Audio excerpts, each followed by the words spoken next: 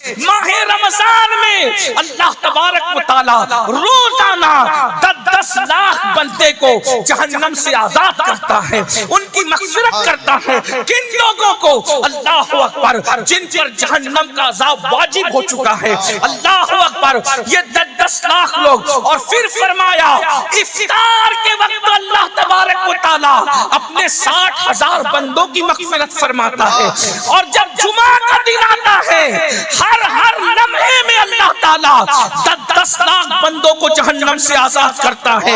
और जब जुमा की आखिरी घड़ी आती है माह रमजान शरीफ के अंदर, तो 24 घंटे में जितनों को बख्शा गया है उनकी तादाद के बराबर अल्लाह अपने बंदों की मग़फ़िरत फरमाता है।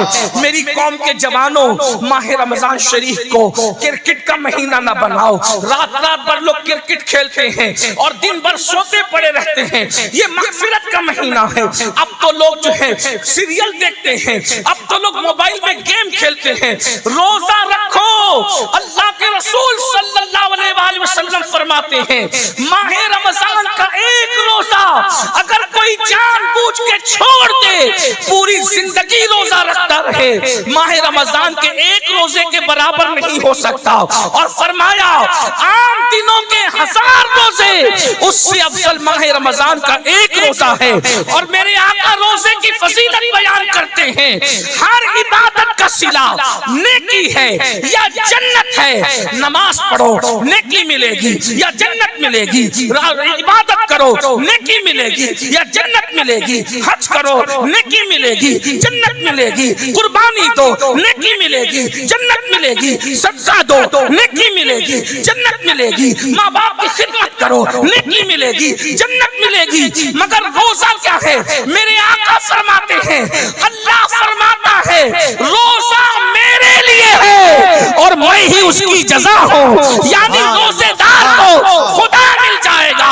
आका इरशाद फरमाते हैं रोजेदार को 2 खुशियां नसीब होती है, एक इफ्तार के वक्त होती है और दूसरा लिक़ाए रहमान के वक्त होती है। यानी रोजेदारों को अल्लाह के दीदार का शरबत पिलाया जाएगा। इफ्तार के वक्त तो तुम ठंडे ठंडे शरबत पीते हो, मगर जब रहमान के दीदार का जब शरबत पिलाया जाएगा उस वक्त कैसे मजे आएंगे।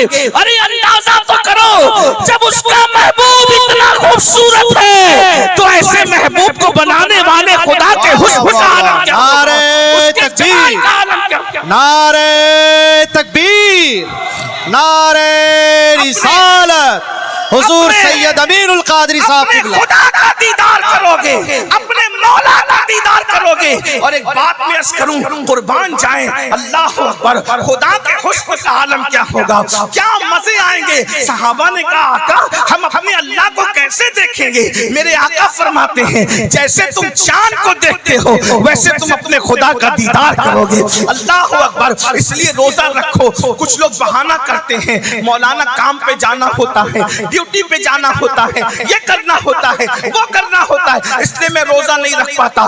बहाना न करो, रोजा रख करके देखो। एक बात मैं आपको बताऊं, मेरे आका फरमाते हैं रोजा रखो और सेहतमंद हो जाओ। अगर अल्लामा रूहुल अमीन साहब को और मौका मिलता तो वो नमाज पे आए थे, रोजे पर भी आते।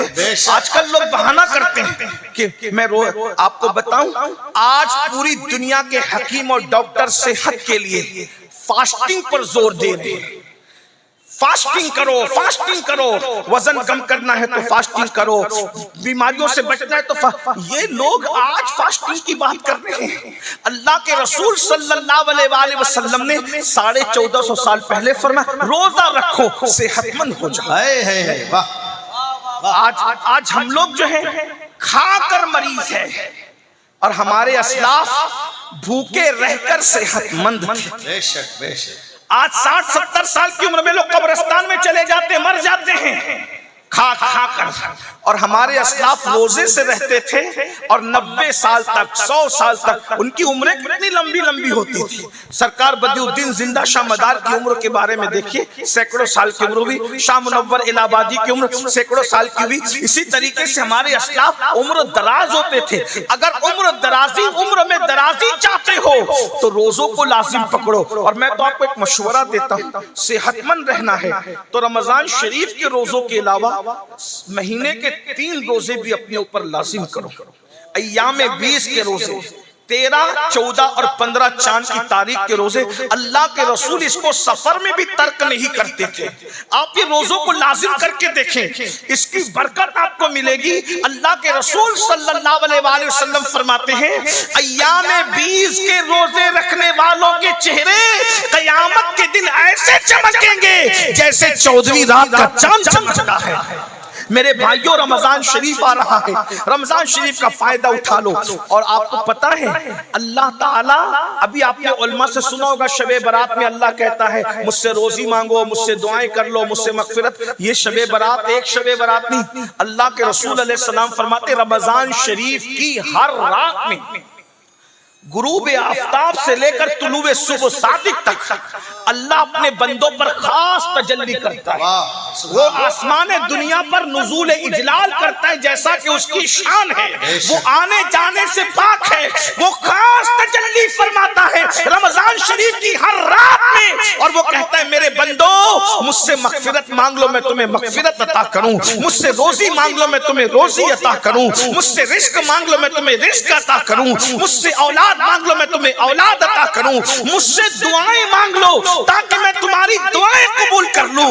ओ साल भर परेशान रहने वालों, कभी ताबीज के चक्कर में, कभी वजीफों के चक्कर में, कभी इसका दर, कभी उसका दर, कभी उसका दर। ऐ मेरी कौम के जवानों, अगर अपनी फूटी तकदीर संवारना है, अगर अपनी बिगड़ी तकदीर संवारना है, अपना सोया हुआ मुकद्दर संवारना है, अल्लाह के रसूल के जरिए ऐलान कराया जा रहा है मेरे बंदों मुझसे दुआ कर लो, मैं तुम्हारी दुआ को कबूल करूंगा।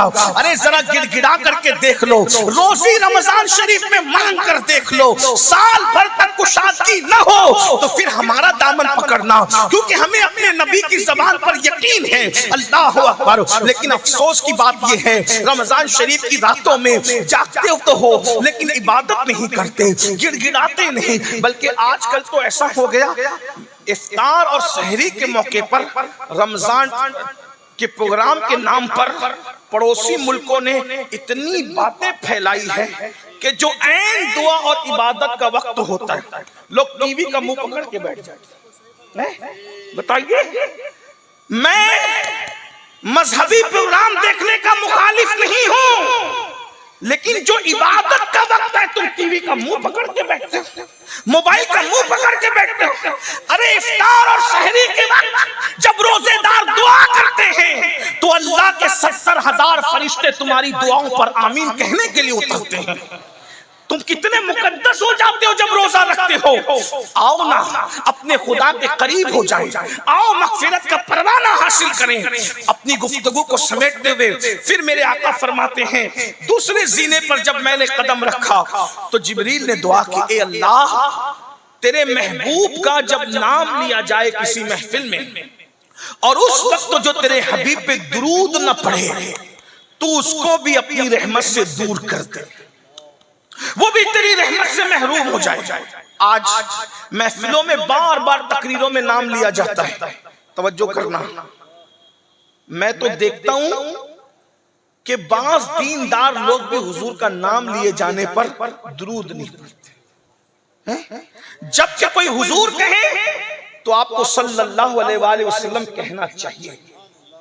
बार बार कहो, हर बार कहो हुजूर अलैहिस्सलाम। कोई सरकार हुजूर की तरफ निस्बत करके कहे तुम कहो सल्लल्लाहु अलैहि वसल्लम, हुजूर कहे तुम कहो सल्लल्लाहु अलैहि वसल्लम। शर्माओ मत, इसलिए कि दुरूद वो अमल है, हर अमल के मरदूद होने का खतरा है, मगर दुरूद कभी मरदूद नहीं है। दुरूद हमेशा मकबूल है। बुजुर्गों ने फरमाया जिस इबादत के रास्ते जाओगे खतरा है कि रद्द कर दिया जाए, मगर दुरूद के दरवाजों से जाओगे तो अल्लाह ताला तुम्हें कबूलियत का शरफ अता कर देगा। इसलिए दुरूद को लाजिम पकड़ो। और महफिलों में तो नारा लगाने में सबकी आवाज निकलती है, लेकिन दुरूद पढ़ने में आवाज नहीं निकलती। दुरूद को क्या समझा? अल्लाह के रसूल अलैहिस्सलाम फरमाते हैं, जो मुझ पर दुरूद पढ़ना भूल गया वो जन्नत का रास्ता भूल गया। लोग हमसे कहते हैं हुजूर के दीदार का कोई वजीफा है, मैंने कहा दुरूद से बड़ा कोई वजीफा दीदार रसूल का नहीं। लोग कहते हैं मदीने मुनव्वरा जाना है, दौलत नहीं है। ऐ मेरी कौम के जवानों, कोई दौलत से मदीने नहीं जाता, बल्कि हुजूर की इज्जत से मदीने मुनव्वरा जाता है, हुजूर की अता से जाता है। जिसे चाहा दर पे बुला लिया, जिसे चाहा अपना बना लिया, ये बड़े करम के हैं फैसले, ये बड़े नसीब की बात है। अगर मदीने मुनव्वरा जाना चाहते हो, कसरत से दुरूद पढ़ा करो। एक बात बताऊं, जबान में तासीर होगी, दुरूद पढ़ो, चेहरे चमकेंगे, दुरूद पढ़ो, औलाद फरमा बरदार होगी, दुरूद पढ़ो, मुसीबतें टलेगी, दुरूद पढ़ो। ये काम कोई काम बिगड़ने नहीं देता, बिगड़ी भी बना देता है। सबना में मोहम्मद, हुजूर का नाम लिया करो, हुजूर पे दुरूद पढ़ा करो। कम से कम 500 मर्तबा हर उम्मती जरूर दुरूद पढ़ा करे। पता है आपको 500 मर्तबा दुरूद पढ़ने में सिर्फ 10 मिनट लगते हैं। सल्लल्लाहु अलैहि वसल्लम, ये मुख्तसर सा दुरूद शरीफ है, 10 मिनट में हो जाता है। और अगर 1000 बार दुरूद पढ़ोगे ना, तो मेरे आका फरमाते हैं 1000 मर्तबा दुरूद पढ़ने वाला, उससे पहले उसको मौत नहीं आएगी जब तक कि वो मेरा दीदार न कर ले, जब तक कि जन्नत में उसका ठिकाना उसको बताना दिया जाए। मेरे भाइयों, क्यों किसी की गिबत करते हो, क्यों किसी की चुगली करते हो, क्यों किसी का जिक्र करते हो? अपनी महफिल में किसी और का जिक्र करने की बजाय अपने महबूब का जिक्र किया करो। आपको पता है सुल्तान महमूद गजनवी, उनके इंतकाल के बाद बरसों बाद उनकी कब्र खुली तो कफन भी मैला नहीं हुआ था। तो लोगों को पता चला ये बादशाह होकर उस वक्त तक सोता नहीं था जब तक 1000 मर्तबा मुस्तफा जान रहमत पे दुरूद नहीं पढ़ लेता था। याद रखना, जो कसरत से दुरूद पढ़ेगा उसका कफन भी मैला नहीं होगा, जो कसरत से दुरूद पढ़ेगा उसकी कब्र की मिट्टी उसके जिस्म को नहीं खाएगी। दुरूद पर तो बहुत सी बातें हैं। एक वाकया मुझे याद आता है, मदीने मुनव्वरा जाने के शायकीन इसको गौर से सुने, ये बहुत पुराना नहीं, अभी माजी करीब का वाकया है। गुजरात की सरजमीन पर, मौलाना गुजरात से आए हैं, इसलिए गुजरात की सरजमीन पर एक आशिक़ रसूल रहता था, बड़ा गरीब था, बड़ा मुफलिस था। याद रखना, इश्क़ रसूल वो दौलत है जो सिर्फ मालदारों को नहीं मिलती बल्कि गरीबों को भी मिला करती है। इश्क़ रसूल वो दौलत है जो सिर्फ खूबसूरतों को नहीं मिला करती, कम खूबसूरत लोगों को भी मिल जाया करती है। इश्क़ रसूल वो दौलत है जो सिर्फ पढ़े लिखे लोगों को नहीं मिलती, अनपढ़ लोगों को भी मिल जाया करती है। एक बात और अर्ज़ कर दूं, इश्क़ रसूल सिर्फ मुत्तकी लोगों को मिला नहीं करती बल्कि इश्क़ रसूल वो दौलत है कभी कम मुत्तकी लोगों को भी मिल जाती है। और याद रखना, जिसे इश्क़ मुस्तफा मिल गया उसे खैर कसीर मिल गया। इश्क से बड़ी दुनिया की कोई दौलत है ही नहीं। बल्कि ये सुन ले, जो आशिक़ रसूल बन जाता है वो फरिश्तों के आगे निकल जाता है। जहाँ फरिश्तों की हदे परवाज़ खत्म हो जाती है, कभी कभी आशिक उसके आगे निकल जाता है। ये तो अपना अपना है हौसला, ये तो अपनी अपनी उड़ान है। कोई थक के रह गया पाम तक, कोई कहकशा से गुजर गया। हुजूर पे दुरूद पढ़ा करो। वो संग तराश था, संग तराश समझते हो, यानी पत्थर तराशने वाला। दुरूद शरीफ की किताब है जिसका नाम दलाइलुल खैरात है, उसको पूरी दलाइलुल खैरात ज़बानी याद। वो दुरूद पढ़ता था। और कैसे?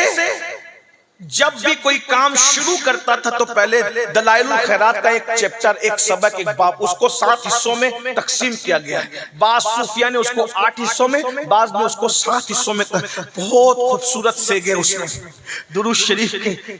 अल्लाह वाले अक्सर उसको विर्द में रखते हैं।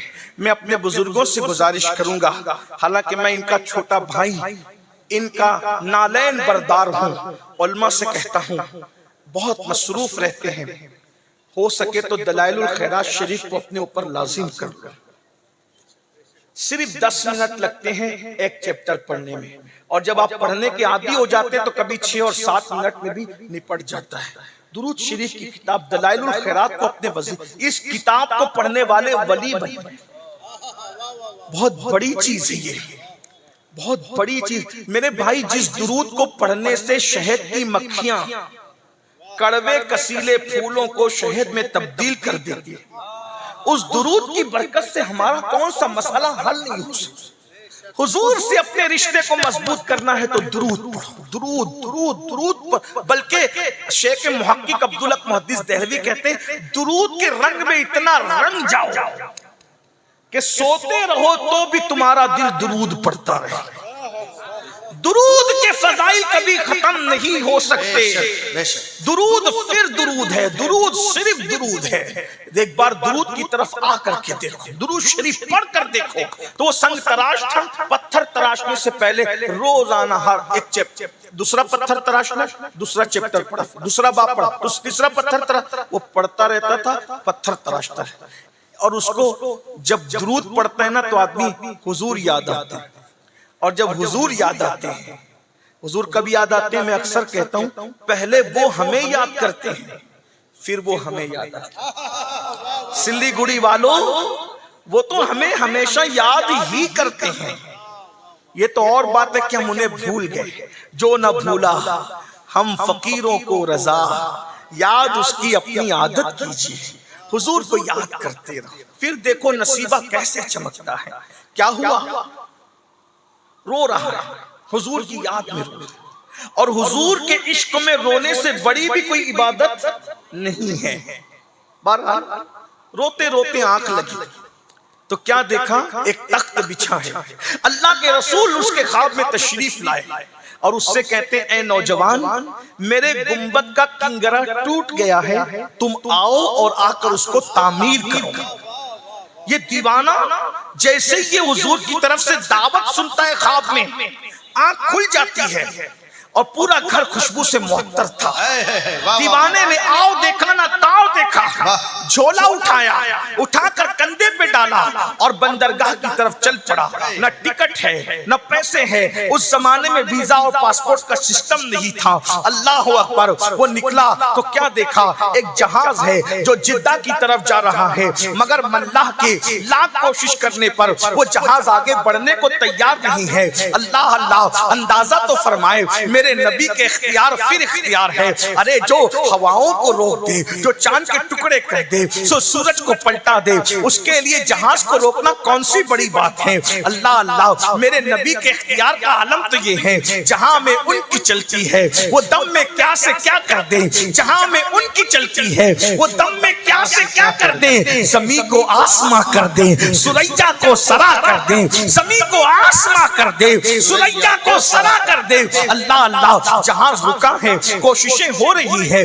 जहाज आगे बढ़ने को तैयार नहीं। अल्लाह अकबर। इस दीवाने को बोझल कदमों से लोगों ने जहाज की तरफ आता देखा। मल्लाह ने कहा कि कोई नूरानी सूरत वाला एक अल्लाह का फकीर मालूम होता है, इसीलिए शायद जहाज नहीं चल रहा है। उससे पूछा किधर का इरादा है? उसने कहा मदीने जाना है। जहाज जिद्दा जा रहा था, उसने कहा मदीने जाना है। आशिकों की तबीयत यही है, काबे का नाम तक न लिया, तैबा ही कहा। जिसने कहा था मुझसे कि नुहजत किधर की है, उसके तुफैल हज भी खुदा ने करा दिए। अस्ले मुराद हाज़री उस बात डर की है, मदीने जाना है, मदीने जाना है। आओ बैठो। जैसे ही जहाज के अंदर उस आशिक को बिठाया, थोड़ी सी हरकत पर जहाज चलने लगा। अब जरा तवज्जो करना, आशिक सर झुकाकर बैठा है। दिन तेजी के साथ गुजरते नहीं है, इसलिए कि हिज्र के लम्हात बहुत जल्दी नहीं गुजरा करते, वस्ल के लम्हात बहुत तेजी से गुजरते हैं। आप जानते हैं, हम जैसे गिरे पड़े लोग मदीने मुनव्वरा जाते हैं तो दिल चाहता है कि उड़ करके चले जाएं। वो तो बहुत बड़ा आशिक था, वो तो सच्चा आशिक रसूल था, उसके लिए बहुत बार हो रहा था। बहरहाल जिद्दा के करीब जब जहाज पहुंचा, इसको ख्याल आया सबको उसके मौलिम लेने आएंगे। मेरा तो कोई मौलिम ही नहीं है, मुझे कौन लेने आएगा। लेकिन जैसे ही जहाज से उतर रहे थे, हैरत हुई कि मदीने मुनव्वरा के गवर्नर, मदीने मुनव्वरा के खलीफा वहां पर मौजूद हैं और हर आने वाले से पूछते हैं, गुजरात से संग तराश तुम हो, गुजरात के संग तराश तुम हो, गुजरात के। सब लोग बढ़ते जाते हैं। आखिर ये झोला लेकर, फटे पुराने पुराने कपड़े पर अल्लाह अकबर, अल्लाह का फकीर आशिक रसूल दुरूद पढ़ते निकला तो कहा तुम संग तराश हो, गुजरात से आने वाले हो। हाँ मैं ही हूँ, लेकिन तुम्हें कैसे पता कि मैं संग तराश गुजरात से आने वाला हूँ? अल्लाह अकबर। और तुम कौन हो? उन्होंने कहा मैं शरीफ मदीना हूँ, मदीने मुनव्वरा का गवर्नर हूँ।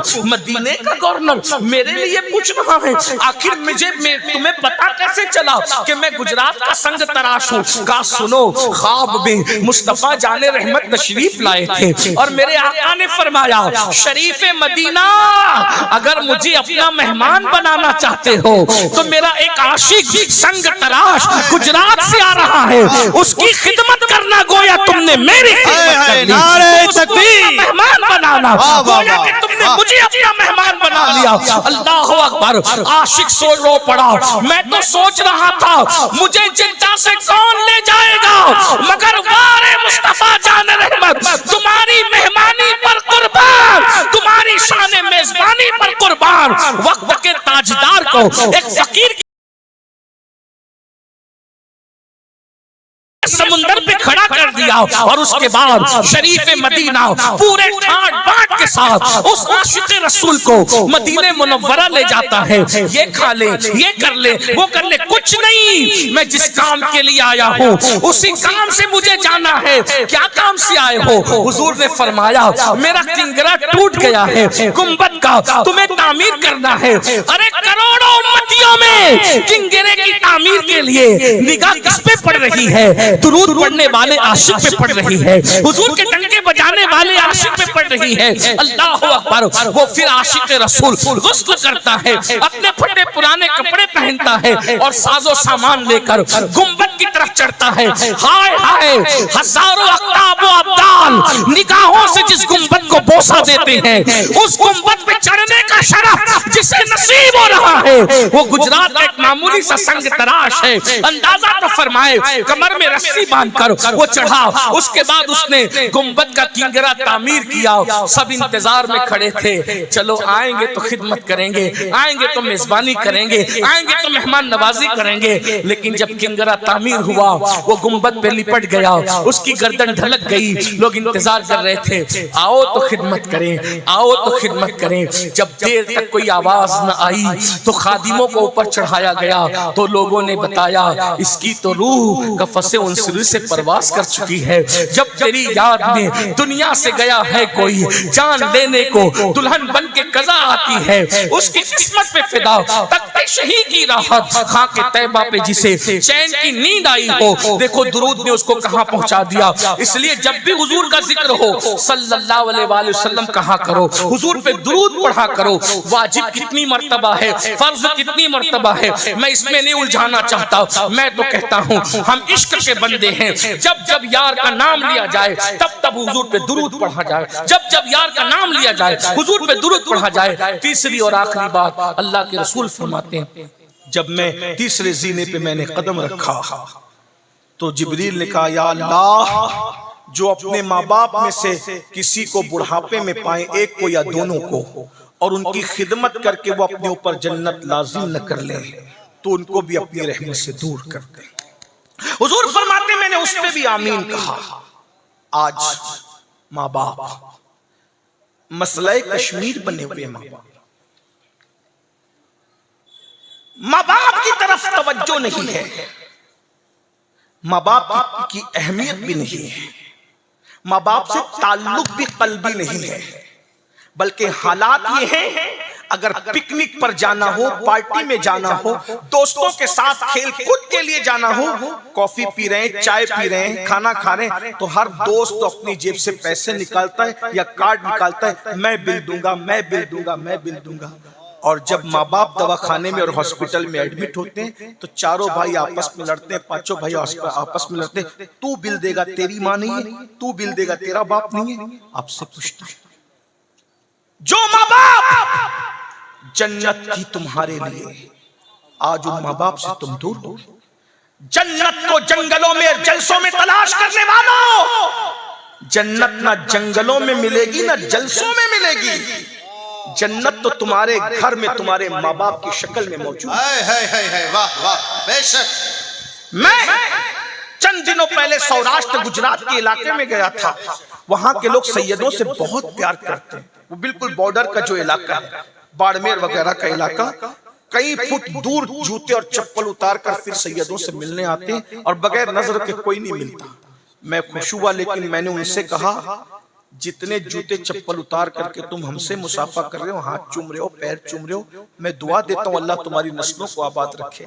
लेकिन जो रवैया हमारे साथ है, क्या यही रवैया तुम्हारा तुम्हारे माँ बाप के साथ भी है? वाह वाह वाह वाह। अभी अल्लामा रूहुल अमीन साहब तशरीफ लाए, अल्लामा नजीर साहब, ये सैयद मुफ्ती सैयद अहमद कबीर साहब और भी उलमा हैं, हम भी आए, मौलाना सिद्दीक साहब, अल्लामा सिद्दीक साहब भी। आपकी सबकी तमन्ना ये है एक बार मुसाफा जी, एक बार मुसाफा, हाथ चूमना है। मैं इस पे कभी लोगों को मना भी नहीं करता, ठीक है। वैसे हाथ चूमने के बड़ी तारीखें, निशानात हाथों पर मौजूद है। मुझे उस पर गुस्सा भी नहीं, और मैं तो कहता हूं बुजुर्गों के हाथ चूमने का मौका मिले तो चूम लो, क्योंकि इमाम हसन बसरी के एक बादशाह ने हाथ चूमे थे, अल्लाह ने सिर्फ हाथ चूमने पे उसको जन्नत दी। लेकिन मैं यहाँ आपसे सिलीगुड़ी वालों और अपने नौजवानों से, अपनी माए और बहनों से पूछता हूँ कि आप सैयदों के हाथ चूमने के लिए, उलमा के हाथ चूमने के लिए एक दूसरे पे गिर पड़ते हो, मगर यहाँ जितने उलमा बैठे, अगर मैं गलती करूं तो ये मेरी इस्लाह करेंगे, सही कहूं तो मेरी तायीद करेंगे। आप कोई भी सैयद साहब, ये बात तो मैं कह सकता हूं, कोई और कहेगा तो उसको गलत रंग दे, कोई भी कितना ही बड़ा सैयद अगर आपके लिए दुआ करे, सैयद की दुआ कबूल होती, लेकिन अल्लाह बेनियाज है, अगर चाहे तो वो तुम्हारे हक में सैयद की हुई दुआ भी रद्द कर सकता है। कबूल होती, लेकिन वो रद्द कर, वो बेनियाज, उसको कबूल करना उस पर लाजिम नहीं है। अल्लाह पर कुछ लाजिम नहीं है, बेनियाज है। हम सब उसके बंदे हैं। वो अगर सारी जिंदगी की इबादत को रद्द कर दे तो भी कोई उससे पूछ नहीं सकता कि क्यों रद्द किया। कितना भी बड़ा वली, मैं ये बात उलमा की मौजूदगी में, मुफ्तियों की मौजूदगी, मुफ्तियाने किराम की मौजूदगी में कह रहा हूं, फिर ये कह रहा हूं इनको हक है मेरी इस्लाह करने का। कितना भी बड़ा वली अगर दुआ करे, अल्लाह बेनियाज है, वलियों की दुआ वो कबूल करता है, लेकिन अगर चाहे तो वो वली की दुआ जो आपके हक में हो रही वो रद्द भी कर दे, कर सकता है, वो कर सकता है, पॉसिबल है, मुमकिन है, क्योंकि वो बेनियाज है, वो बेनियाज है। मेरे भाई, जब उसने किसी हजारों साल इबादत करने वालों की इबादत को रद्द ही नहीं किया, बल्कि उसके गले में लानत का तोक डाल दिया, बलामो बाउर का अंजाम क्या हुआ? मेरे भाई गौर करो, सोचो, अपने माँ बाप को सताने वालों, माँ बाप को तकलीफ पहुंचाने वालों, माँ बाप का दिल दुखाने वालों, माँ बाप को अजियत देने वालों, किसी की भी दुआ, बड़े से बड़े बुजुर्ग, बड़े से बड़े सैयद, बड़े से बड़े पीर की दुआ अल्लाह कबूल ही करता है, लेकिन अगर चाहे तो रद्द कर दे। लेकिन अल्लाह के सच्चे रसूल ने फरमाया, जब तुम्हारे माँ बाप तुम्हारे लिए दुआ करते हैं तो अल्लाह माँ बाप की दुआ को औलाद के हक में कभी रद्द नहीं करता, कभी रद्द नहीं करता। ये मौलाना ज़ीशान जैसे नाज़िम हजरात जब हम लोग स्टेज पर आते कहते हैं इनके चेहरे को देखो तो इबादत का सवाब, इबादत है। मैं कहता हूं अगर जो गुमान किया है वाकई हम वैसे नेक हैं तो इबादत का सवाब मिलेगा, वरना मिंबर पर सर झुकाकर मक्कारी कर रहे हैं और कमरे में जाके गड़बड़ कर रहे हैं तो क्या इबादत का सवाब मिलेगा? नमाजों में सोते पड़े तो क्या इबादत का सवाब मिलेगा? जन्नतियों को देखकर इबादत का सवाब मिलता है, जहन्नमी और बेअमल लोगों को देख करके इबादत का सवाब तो नहीं मिलता है। ये बात तो है ना, तवज्जो करना, बहुत ध्यान से सुनना। कोई कितना भी मेकअप करके आए मिंबर पे, आप उसको देख करके अगर चले वो वाकई नेक भी है तो सवाब जो मिलेगा वो उतना ही मिलेगा, जितना मिलेगा मिलना उतना मिलेगा। लेकिन वो माँ बाप जिनके सीधे साधे चेहरे जिस पे झुर्रियां पड़ी है, कोई मेकअप नहीं, कोई साबुन नहीं, कोई फेस वॉश नहीं, लेकिन और फिर यहां इबादत का सवाब तकवे की बुनियाद पे है। अगर तकवा नहीं है तो इबादत का सवाब नहीं मिलेगा हमें देखकर, नमाज नहीं है तो इबादत का सवाब नहीं मिलेगा हमें देखकर। अगर वाकई जैसे दिखते वैसे नहीं है, लोगों के सामने मक्कारी में मुत्तकी बनते हैं और तन्हाई के अंदर शैतान का नंगा नाच बनते हैं, इल्ला माशाअल्लाह, तो कोई सवाब नहीं मिलेगा। मगर सुन लो, यहाँ तकवे की परहेजगारी की बुनियाद में सवाब है, लेकिन तुम्हारे माँ बाप न नमाजी है, न रोजेदार है, न नेक है, न मुत्तकी है, सिर्फ माँ बाप है और उनकी फर्मा बरदार औलाद हो। तुम उनको जब जब देखते हो तब तब अल्लाह तुम्हें मकबूल हज का सवाब नारे तकबीर। हाजी तो साल में एक मर्तबा नफली जिलहज्जा को हज करता है और पता नहीं कबूल है कि रद्द है, लाखों रुपए खर्च करके कबूलियत की कोई सनद नहीं है। ऐ माँ बाप को देखने वाले, तू जितनी मर्तबा देखेगा अल्लाह तुझे उतनी मर्तबा मकबूल हज का सवाब अता फरमाएगा। 10 मर्तबा देखे तो 10 मर्तबा, 20 मर्तबा देखे तो 20 मर्तबा, 100 मर्तबा देखे तो 100 मर्तबा। अफसोस अपने माँ बाप के पास बैठने के लिए तुम्हारे पास टाइम नहीं है, वक्त नहीं है। दोस्तों के पास घंटों बैठते हैं और माँ बाप इंतजार